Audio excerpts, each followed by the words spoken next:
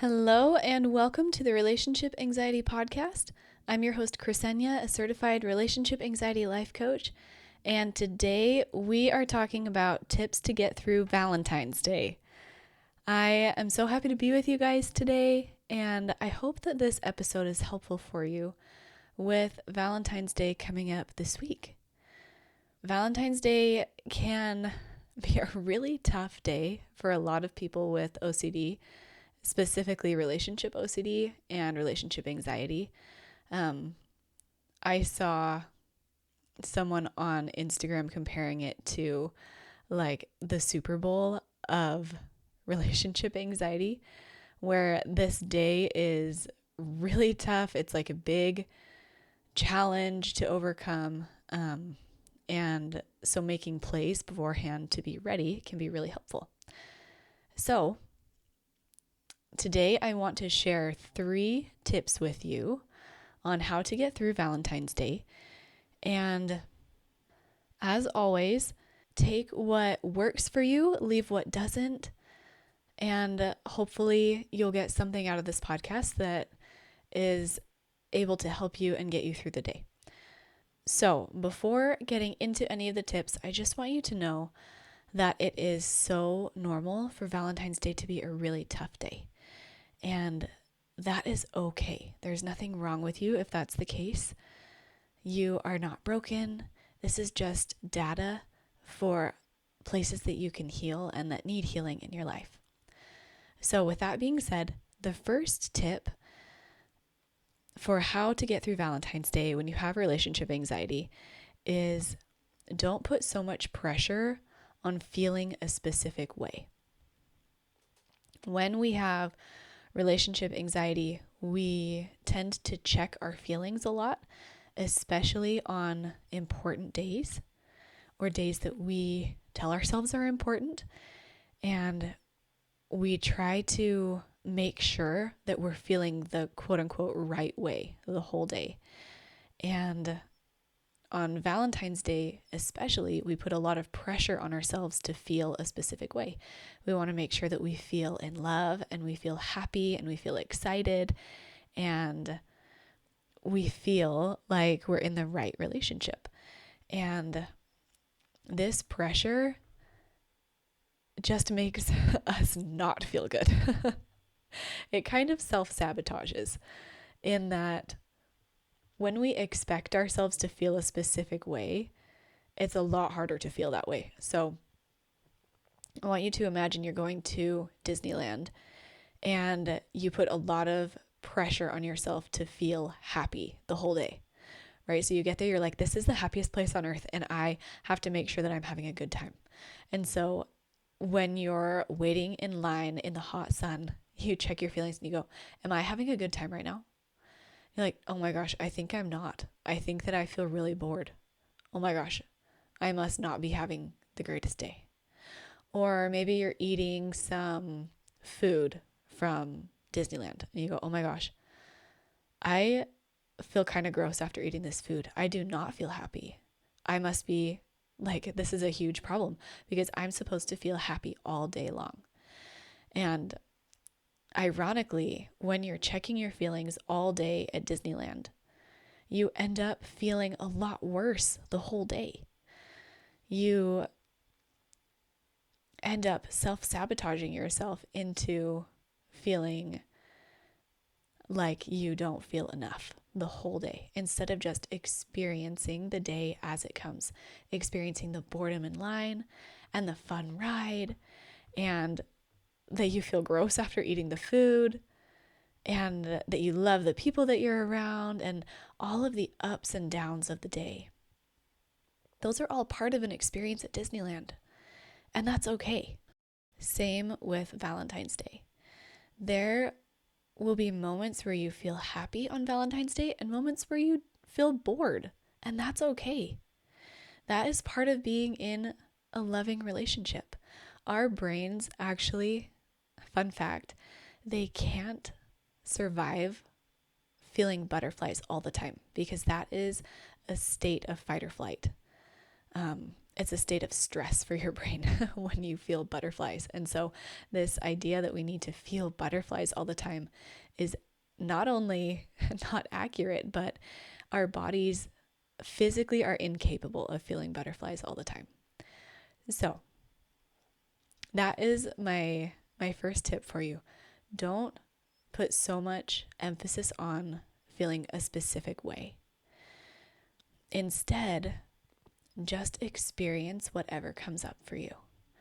We're going to get so curious and loving about whatever is coming up. So, for example, you might notice that you feel really happy or in love at one point, and then you feel really sad the next moment. And instead of judging yourself for that, we just want to experience it like the waves of an ocean. We want to get really curious about that and just love on your brain. Why does it feel sad? And not in a way of trying to figure it out, but in a way of, how can I love and support my brain right now? Where does it need love? Oh my goodness, it's worried that this isn't going to last. That's so sweet. It's okay to feel that. And I love my brain for wanting this to last. So it's okay for me to feel sad right now.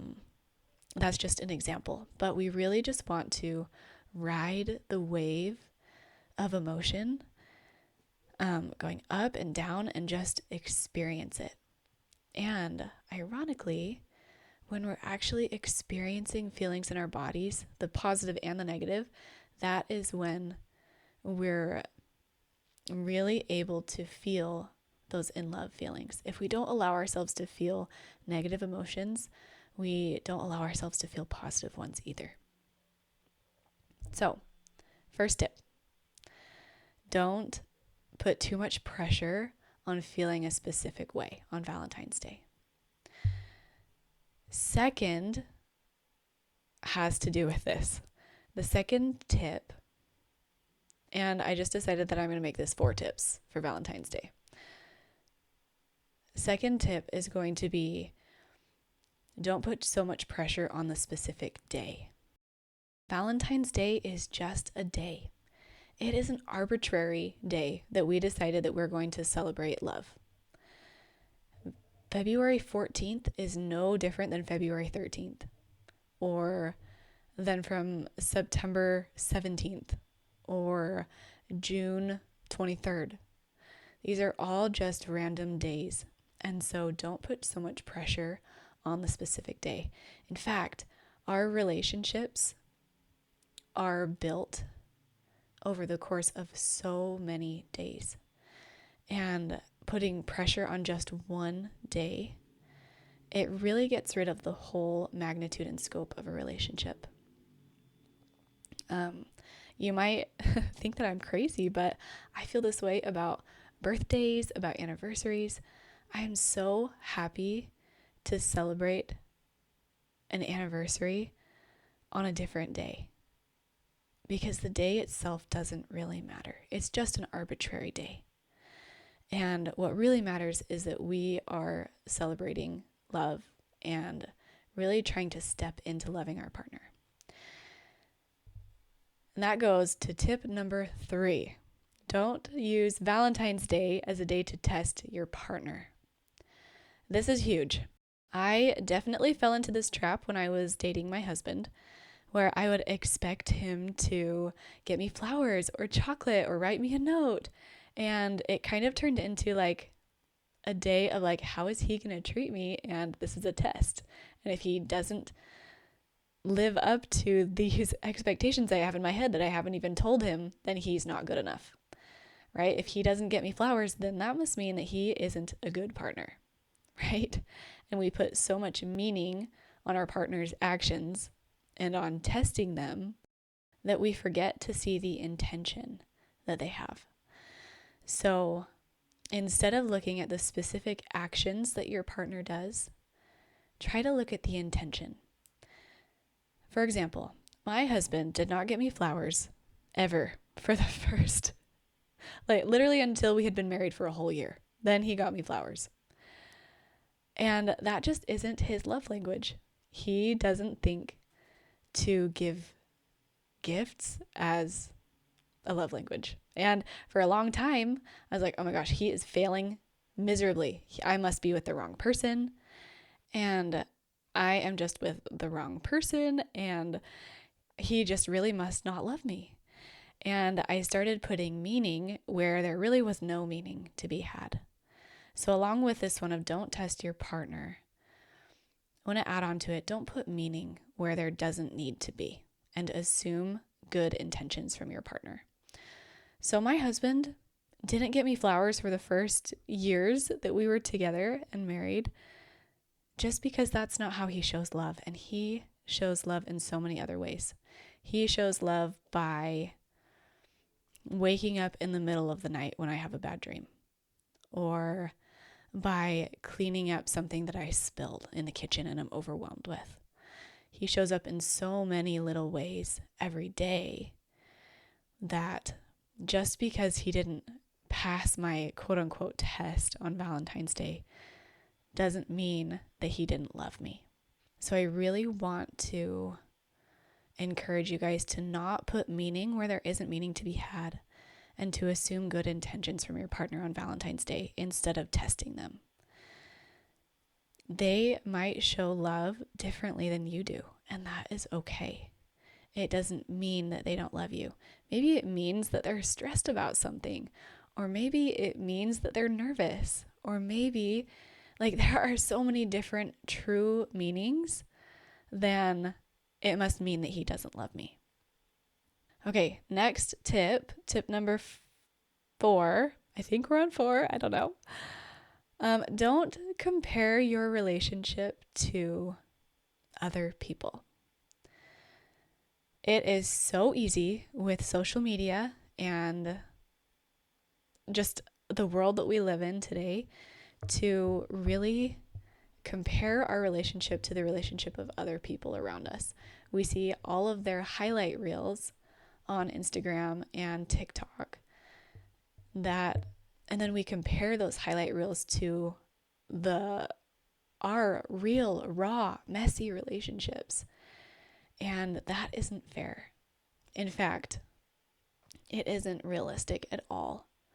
We need to remember that when we're comparing to people on social media, we're comparing what's going on externally for them and what they are maybe even fabricating to a real live relationship.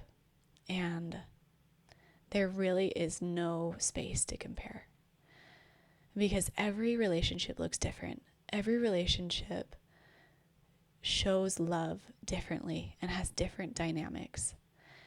And it's like comparing apples and oranges. They're just completely different. Okay, as I have been sitting here, I'm going to add one more tip. So this is going to be 5 tips on how to get through Valentine's Day. And this last one is practice stepping into loving your partner.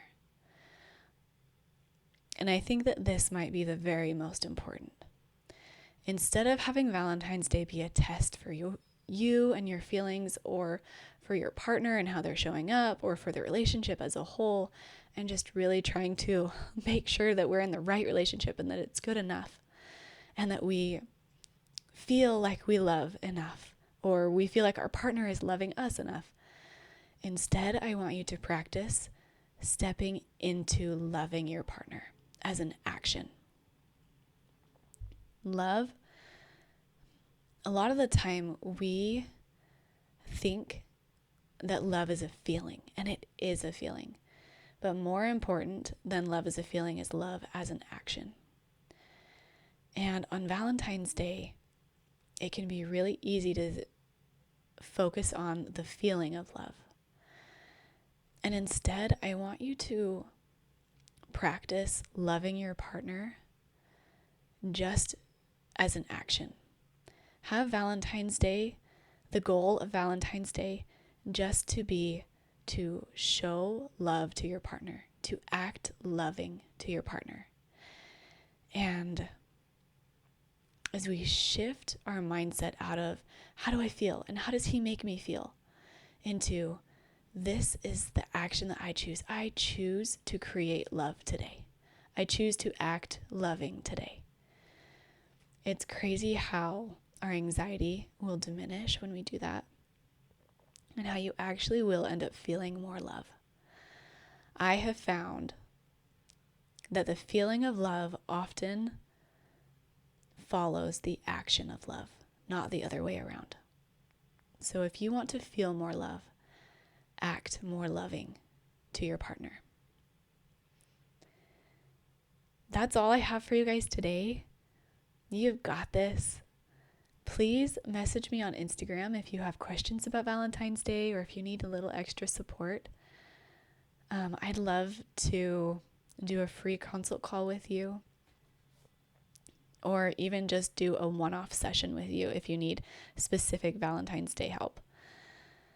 You can find me on Instagram at Cresenia Claire Coaching, but I just want to remind you to have grace with yourself, to be kind to yourself on a day that can be really full of pressure.